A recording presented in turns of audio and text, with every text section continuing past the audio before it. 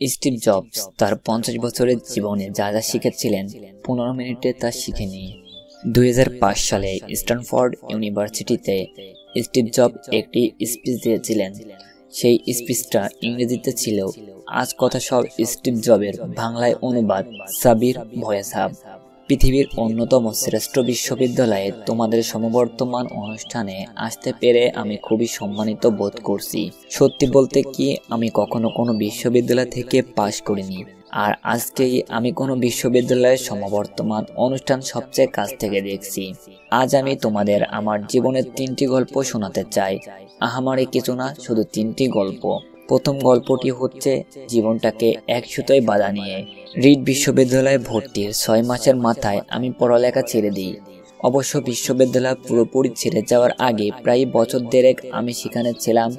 আমি কেন পড়ালেখা ছেড়েছিলাম? ঘটনা শুরু আমার জন্মের আগে থেকে। আমার মা ছিলেন বিশ্ববিদ্যালয়ের একজন অবিবাহিতা শিক্ষার্থী। তিনি আমাকে দত্তক দিতে চাইলেন।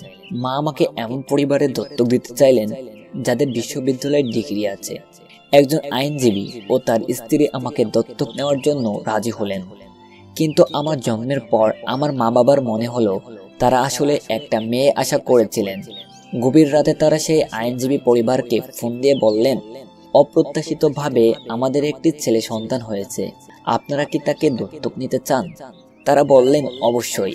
আমার মা পরে জানতে পারলেন আইনজীবী পরিবারের কেউই বিশ্ববিদ্যালয় থেকে পাশ করেননি। আমার দত্তক বাবা এমনকি হাই স্কুলও পাশ করেননি। এসব জেনে আমার মা দত্তক চুক্তিপত্রে স্বাক্ষর করতে রাজি হননি। কয়েক মাস পর আমার দত্তক বাবা মা কথা দিলেন তারা অবশ্যই আমাকে বিশ্ববিদ্যালয়ে পড়াবেন, এবং সেই কথা শুনে আমার মা আমাকে দত্তক দিতে রাজি হলেন। এভাবে আমার জীবন শুরু হলো। 17 বছর পর আমি সত্যি বিশ্ববিদ্যালয়ে গিয়েছিলাম, কিন্তু আমি বোকার মতো স্ট্যানফোর্ডের মতো ব্যয়বহুল একটি বিশ্ববিদ্যালয় বেছে নিয়েছিলাম।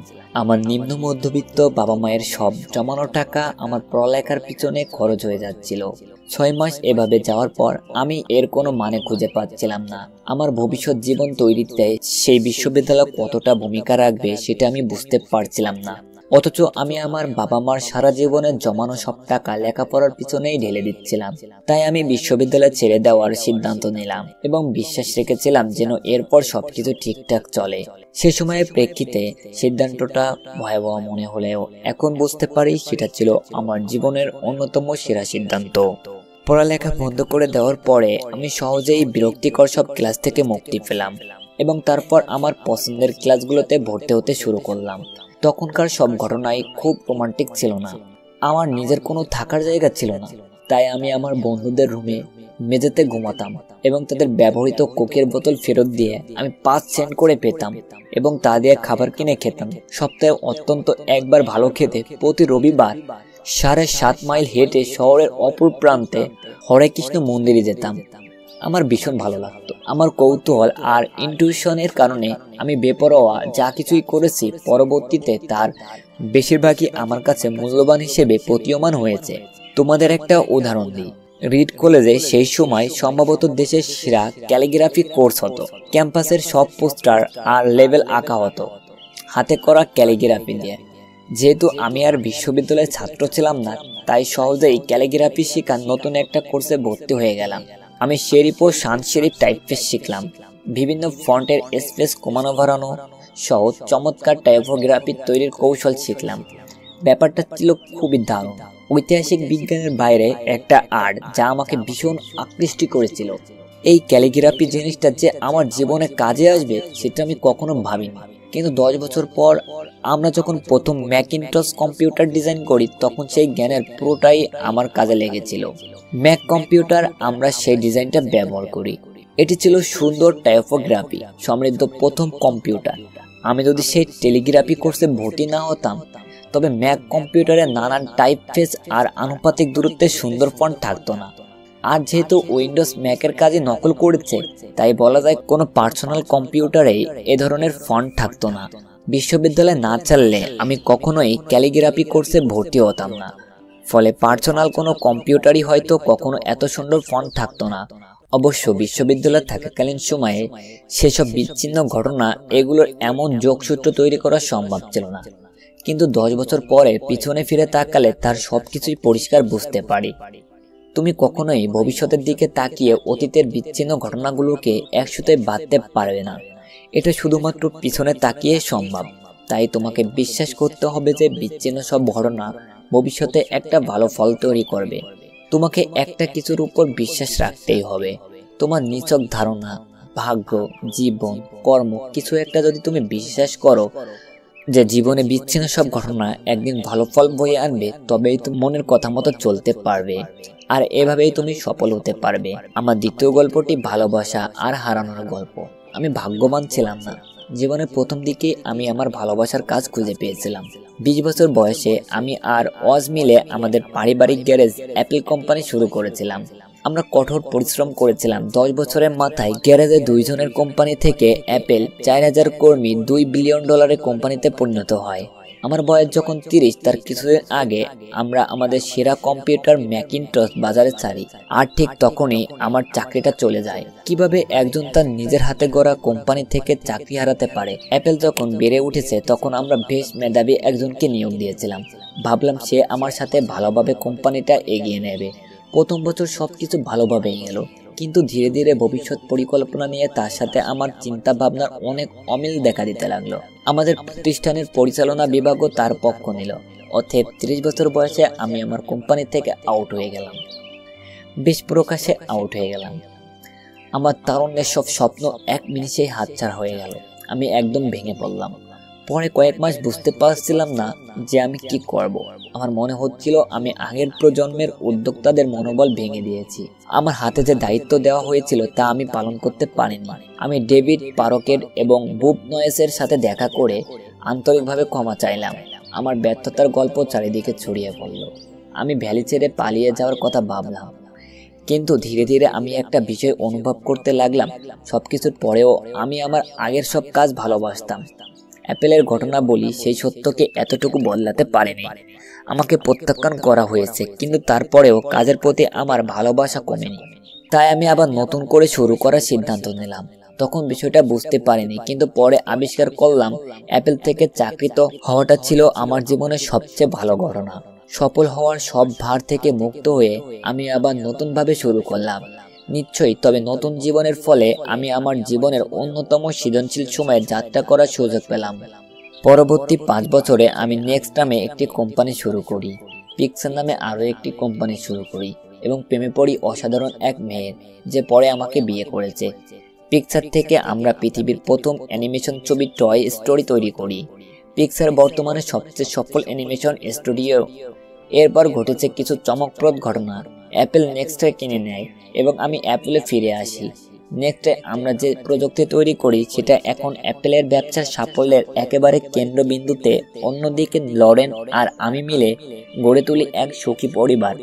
আমি নিশ্চিত এগুলোর কিছুই আমার জীবনে ঘটতো না যদি আমাকে অ্যাপেল থেকে বের করে দেওয়া না হতো। এটাই ছিল আমার জন্য খুব তেতোস্বাদের একটা ওষুধ, কিন্তু আমার মনে হয় রোগীর সেটাও দরকার ছিল। কখনো কখনো জীবন ইট দিয়ে তোমার মাথায় আঘাত করবে, তখন বিশ্বাস হারিও না। আমি নিশ্চিত আমি সামনে এগিয়ে যেতে পেরেছি, কারণ আমি যা করেছি ভালোবেসে করেছি। তোমাকে অবশ্যই তোমার ভালোবাসার কাছ থেকে খুঁজে পেতে হবে, যেমন তুমি তোমার ভালোবাসার মানুষকে খুঁজে বেড়াও। তোমার কাজ নিয়ে তুমি তখনই খুশি হবে যখন তুমি তোমার পছন্দের কাজ করবে।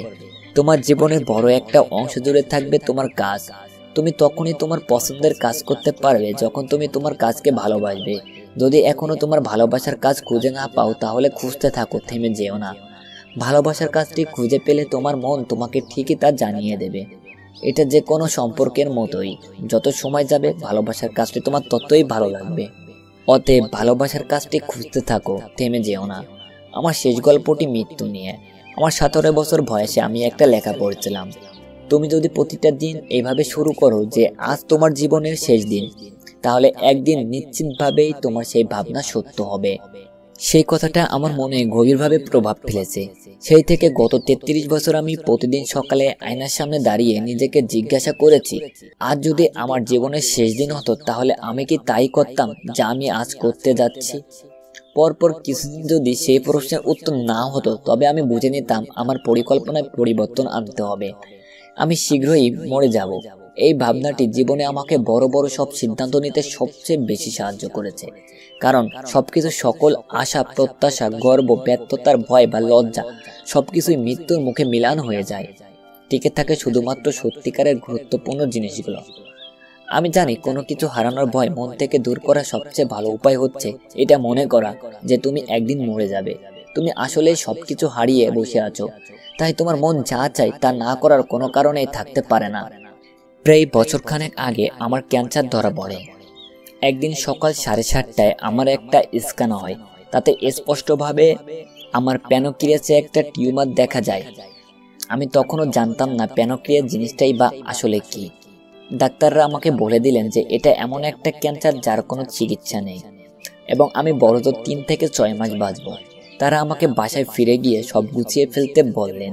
সোজা কথায় ডাক্তার আমাকে মৃত্যুর জন্য প্রস্তুতি হতে বললেন। এর মানে হচ্ছে তুমি তোমার সন্তানদের আগামী 10 বছরে যা যা বলবে বলে ঠিক করেছ তা আগামী কয়েক মাসের মধ্যে বলে ফেলতে হবে। এর মানে হচ্ছে সবকিছু গোছগাছ করে রাখো যাতে তোমার পরিবারের জন্য ব্যাপারটি যথাসম্ভব কম বেদনাদায়ক হয়। এর মানে হচ্ছে সবার থেকে বিদায় নিয়ে নেওয়া। সেদিন সারাটা দিন আমার ডায়াগনোসিস হলো। সন্ধ্যায় আমার একটা বায়োপসি হলো। তারা আমার গলার ভিতর দিয়ে একটা এন্ডোস্কোপ নামিয়ে দিল। সেটা আমার পেটের ভিতর দিয়ে ইন্টেস্টিনের ভেতর দিয়ে গিয়ে প্যানক্রিয়াসে সুই ঢুকিয়ে সেই টিউমার থেকে কিছু কোষ নিয়ে এলো। আমি অজ্ঞান হয়েছিলাম, তাই আমি কিছুই দেখিনি। কিন্তু আমার স্ত্রী পরে আমাকে বলেছিল ডাক্তাররা ইন্ডোস্কোপি থেকে পাওয়া কোষগুলি মাইক্রোস্কোপে পরীক্ষা করার পর কান্না শুরু করেছিল, কারণ যে ধরনের প্যানক্রিয়াটিক ক্যান্সার হয়েছিল সেটা আসলে সার্জারির মাধ্যমে চিকিৎসা সম্ভব। এরপর আমার সার্জারি হলো এবং এখন আমি ভালো আছি। এটাই আমার মৃত্যুর সবচেয়ে কাছাকাছি যাওয়ার। আমি আশা করি আরো কয়েক দশকের জন্য আমাকে যেন মৃত্যুর কাছাকাছি আর যেতে না হয়। মৃত্যু আগে আমার কাছে শুধুই ভাবনার পর্যায়ে ছিল, কিন্তু ভয়াবহ সেই অভিজ্ঞতার পরে এখন মৃত্যু সম্পর্কে আগের চেয়ে অনেকটা নিশ্চিতভাবে কিছু কথা তোমাদের জানাতে পারি। আসলে কেউই মরে যেতে চায় না, এমনকি যারা স্বর্গে যেতে চান তারাও সেখানে যাওয়ার জন্য মরতে চান না। কিন্তু তারপরে মৃত্যুই আমাদের সবার চূড়ান্ত গন্তব্য। মৃত্যু থেকে কেউই পালাতে পারেননি এবং সেটাই হওয়া উচিত ছিল, কারণ মৃত্যুই সম্ভবত জীবনের সবচেয়ে বড় আবিষ্কার। এটা জীবনটাকে বদলে দেওয়ার এজেন্ট। মৃত্যু পুরনোকে ধুয়ে মুছে নতুনের জন্য জায়গা করে দেয়, আর এই মুহূর্তেই তোমরাই সেই নতুন। কিন্তু ধীরে ধীরে বয়স বাড়ার সাথে সাথে তোমরাও ধুয়ে মুছে যাবে। সেদিন খুব দূরে নয়। এতটা নাটকীয়ভাবে বলার জন্য দুঃখিত, কিন্তু এটাই পরম সত্য। তোমাদের সময় সীমিত, তাই অন্য কারো জীবনযাপন করে সময় নষ্ট করো না। অন্যের চিন্তা ভাবনার ফলে যে বিশ্বাস জন্ম নেয়, সে বিশ্বাসের ফাঁদে পড়ে নিজের জীবনটা চালিও না। অন্যের মতামতের কলা হলে নিজের মনের কথাগুলোকে চাপা দিও না। সবচেয়ে বড় কথা, সাহসী হও, যেন নিজের মনের কথা মতো চলতে পারো। শুধুমাত্র তোমার মনই জানে তুমি আসলে কি হতে চাও, বাকি আর সবই মগ্ন। আমি যখন তরুণ ছিলাম তখন একটা পত্রিকা বের হতো যার নাম ছিল দ্য হোল আর্ট ক্যাটালগ। পত্রিকাটি আমাদের প্রজন্মের কাছে পবিত্র গ্রন্থের মতো ছিল। সেটা বের করেছিলেন এক ভদ্রলোক, যিনি মেলেন পার্কের কাছেই থাকতেন। তিনি তার কাব্যময়তা দিয়ে পত্রিকাটি জীবন্ত করে তুলেছিলেন।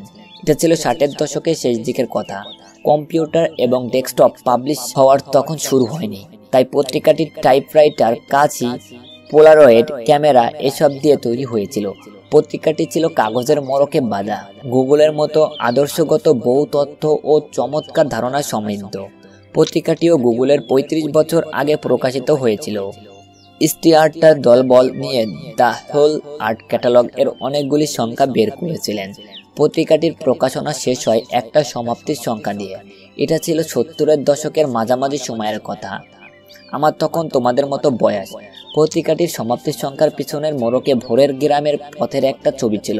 তোমাদের মধ্যে যারা অ্যাডভেঞ্চার প্রিয় তারা হয়তো গ্রামের পথে বেড়াতে যেতে পারো। ছবিটার নিচে লেখা ছিল ক্ষুধার্ত থেকো, বোকা থেকো। বিদায়ের সময় এটাই ছিল তাদের শেষ মেসেজ, ক্ষুধার্ত থেকো, বোকা থেকো। আমি আমার জন্য আজীবন এই প্রার্থনা করেছি, আর আজ গ্রাজুয়েশন শেষে তোমাদের নতুন জীবন শুরুর মুহূর্তে আমি সেই প্রার্থনাই তোমাদের জন্য করছি, ক্ষুধার্ত থেকো, বোকা থেকো। সবাইকে অনেক ধন্যবাদ।